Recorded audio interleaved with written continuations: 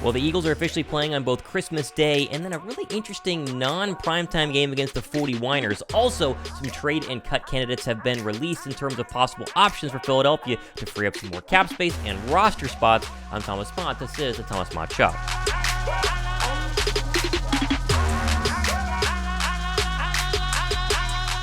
What's up, guys? Thomas Mott here. Welcome to the Thomas Mott Show on a Wednesday. Plenty of stuff happening as we get ready for the schedule preview tomorrow night. A couple of leaks we're going to start with on today's show. First, we're back with the Wednesday Link Live. Myself and Josh Davis, 7 p.m. Eastern Time tonight. Obviously, him of the Philly Special Show has been on vacation, and so Josh is finally back, and we're going to get back to obviously being live and answering all of your guys' Philadelphia Eagles and NFL questions. Also, teasing a brand new giveaway starting tonight. You're not going to want to miss it. 7 p.m. Eastern Time. Link is down below.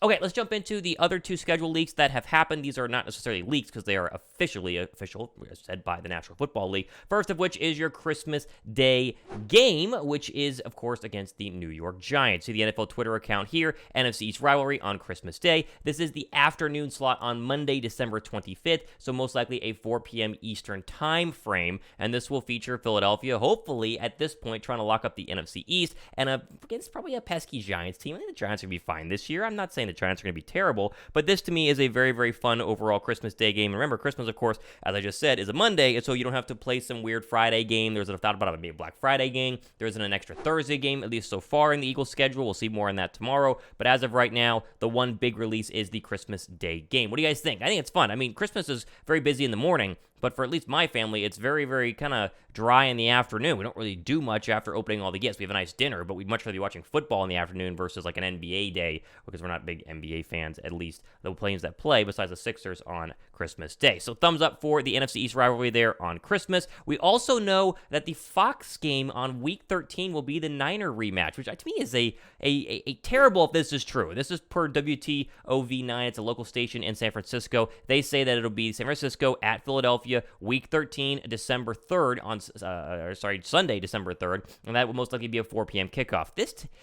Fox's game of the week is always great. Like, they're always big games, but this is the primetime game. This is the game you wanted in primetime. Philadelphia has circled the 49ers on their calendar after the constant whining from Deebo Samuel and all the other Niners saying, oh, we only played with 10 players. Oh, we would have beaten if Brock Purdy hadn't got hurt, and yet the fact their defense gave up, 30-plus points, but, we talked about that here on the show.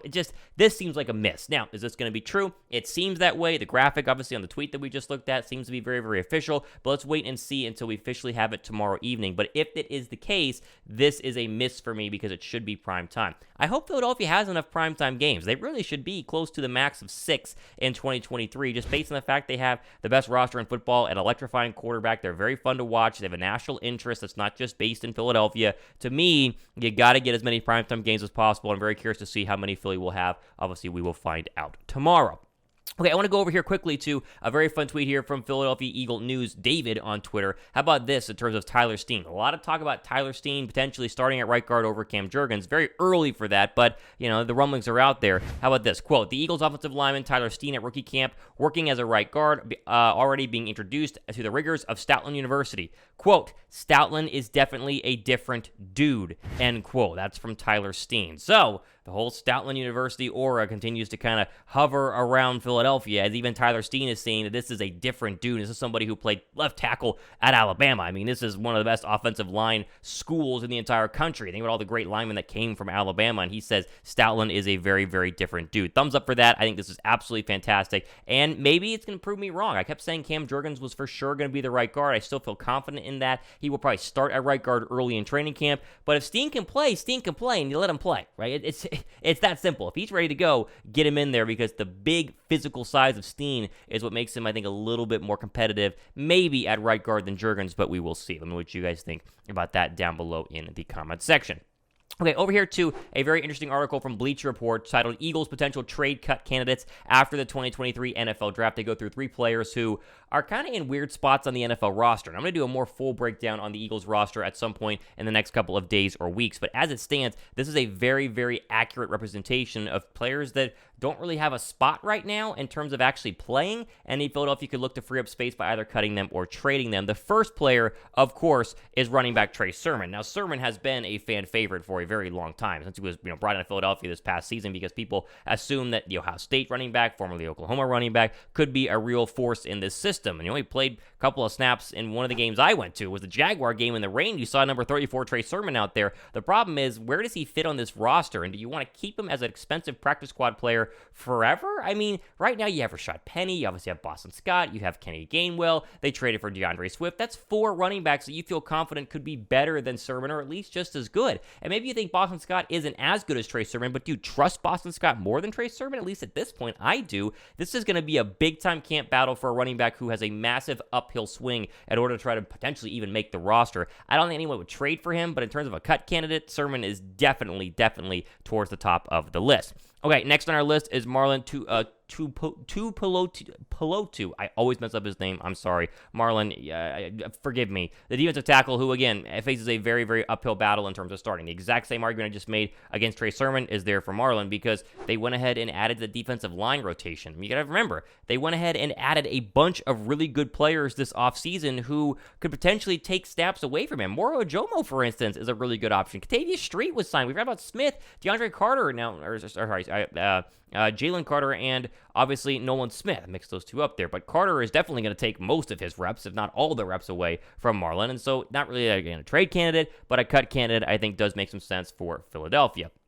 Finally, let's finish up with Quez Watkins, who will be on the roster at the start of training camp. The question, will he be on the roster at the end of training camp? Now, there have already been conversations about, can Greg Ward make this roster? But Olamide Zaccheaus, to me, is right now a wide receiver 3. I think he fits better in the slot than Quez Watkins does, as Watkins is more of an over-the-top outside burner, but he hasn't really proved to be that effective, except for a handful of plays in 2022. Now, he's tweeted about the revenge season and tweeted about how this is going to be his year to prove everybody wrong. Great, but if he doesn't impress early in training camp, Philadelphia has other guys, and they like some of the undrafted free agent people they brought in. One of the receivers that played, obviously, I think Hazelwood with Jalen Hurts at Oklahoma. They have spots with people wanting to go ahead and fill them. So if he doesn't make wide receiver 4, do you keep him on the roster and pay him the $2 million that he's due in 2023? That's kind of the question we have right here. So he is the least likely to be cut or traded right now. But get to training camp, things could be a lot different for good old Quez Watkins. Okay, again, Wednesday link live tonight. We're going to get into a brand new giveaway. We've shipped out all 3 jerseys, or at least we've purchased all 3 jerseys for the jersey giveaways.